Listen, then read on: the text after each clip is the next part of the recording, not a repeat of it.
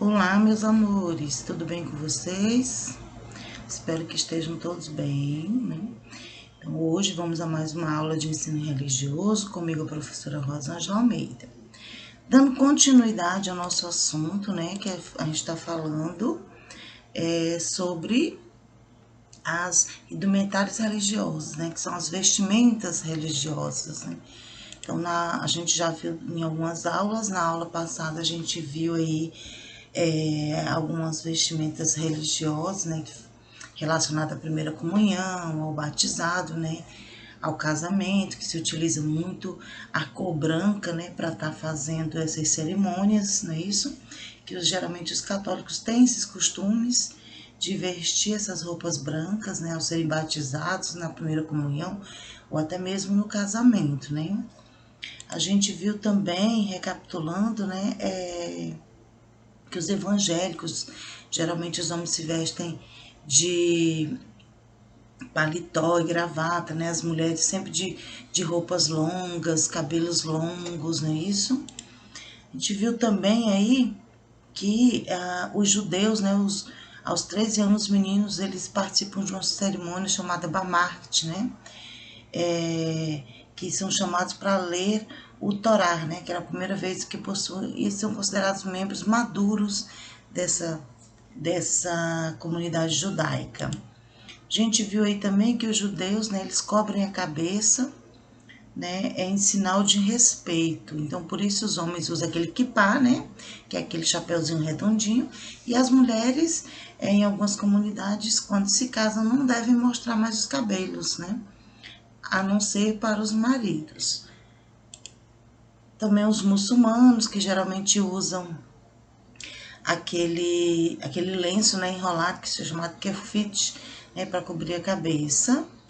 A gente viu também as mulheres muçulmanas, né, que elas devem sempre usar roupas que cubram todo o corpo, né, quando estiverem em lugares públicos e diante de pessoas que não sejam seus familiares.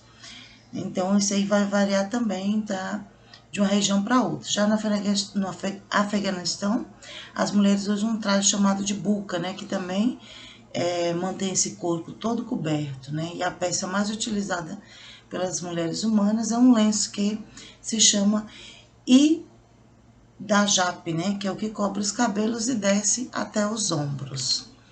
Já no budismo, né, tem aquelas roupas usadas que podem variar conforme o local, que tem os monges e as musas, que geralmente têm as cabeças raspadas, usam aquelas roupas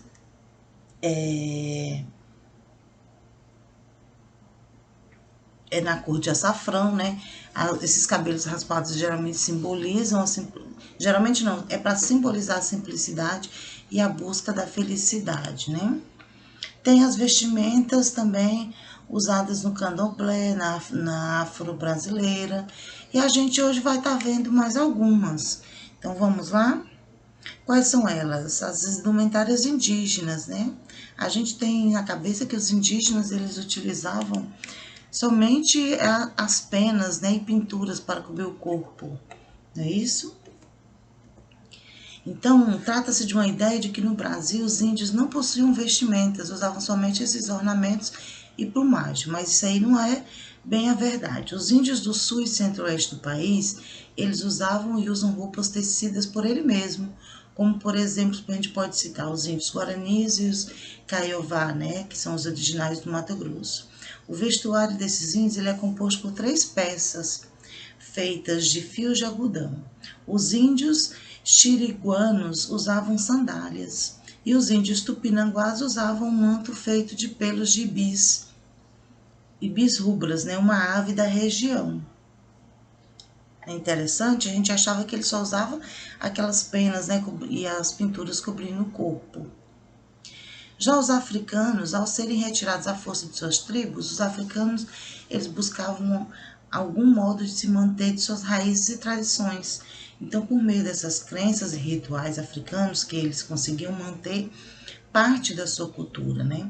E uma das maiores características que ficou desta vinda dos negros ao Brasil foram suas roupas.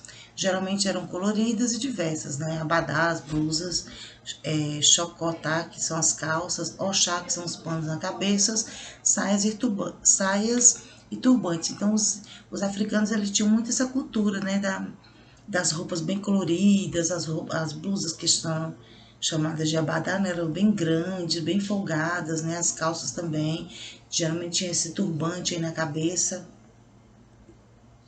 E no candomblé? Então, as religiões da matriz africana reafirmam a sua identidade através das vestimentas, né? O pano da costa, também conhecido como pano de alaxá ou pano de cuia, é a parte integrante da indumentária feminina nos terreiros de candomblé. Sobre o ombro, ele demonstra a alta hierarquia da mulher no culto.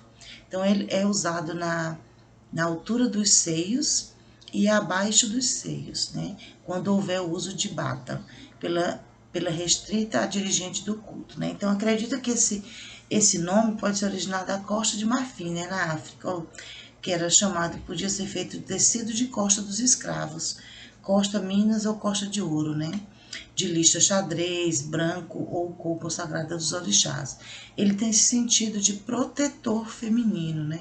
Pois ele protege as costas das mulheres, que na África protegia o bebê quando por este pano era amarrado nas costas da mãe. Então, o pano de costa ele só pode ser usado pelas mulheres após a sua iniciação, quando será um Yoku e que terá um contato com o mundo exterior, né? Então, esse pano de costa aí, nos xiruns e axés, né, que são as cerimônias fúnebres, o pano de costa ele é usado envolvendo a mulher para resgatá-la da presença de Egum, né, que são os ancestrais. Então, nesse ritual é permitido à mulher usar 2 panos de costa, um para proteger os seios e o ventre e o outro como uma capa nas suas costas, sempre branco, né? Então, esse uso desse pano ele é indispensável e tem esse grande significado em conjunto com o Oxá, né, que é o torso, que são usados nos cultos. Já a ordem franciscana, né, então o nome popular do frade capuchinho deriva do nome do capuz usado por eles, né, caputinho. Então, as ordens franciscanas que seguem os ensinamentos de São Francisco de Assis e que têm como pai fundador, usam túnicas longas, capuz, cordas e calças, e alguns andam descalços em peregrinação.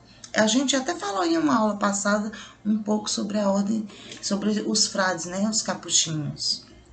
Então, sendo a eles uso exclusivo do cinto de lã branca que Francisco escolhe para substituir o cinto de couro em cumprimento do mandamento evangélico de Cristo aos seus apóstolos, com 3 nós, né?